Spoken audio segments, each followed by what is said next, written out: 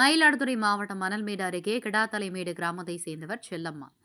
இணைந்த நீதிமன்ற வழக்கறிஞர் சங்கம் சார்பில் நடைபெற்ற அவசர கூட்டத்தில் சொத்துக்காக பெற்ற தாயை குத்தி கொன்ற மகன் மற்றும் தந்தையாகிய இருவருக்கு ஆயுள் தண்டனை விதித்து மயிலாடுதுறை நீதிமன்றம் பரபரப்பு தீர்ப்பு வழங்கியது.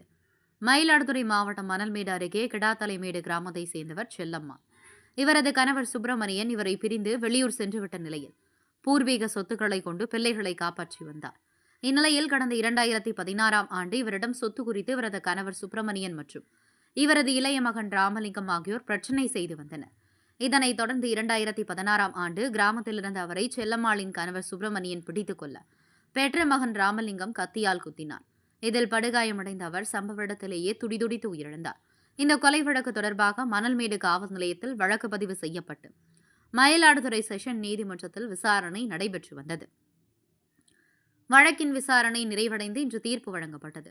மாவட்ட முதன்மை மற்றும் அமர்வு நீதிபதி விஜயகுமார் தீர்ப்பு வழங்கினார். தீர்ப்பில் குற்றம் சாட்டப்பட்ட ராமலிங்கம் மற்றும் சுப்பிரமணியன் ஆகிய இருவருக்கும் ஆயுள் தண்டனை விதித்து தீர்ப்பு வழங்கினார்.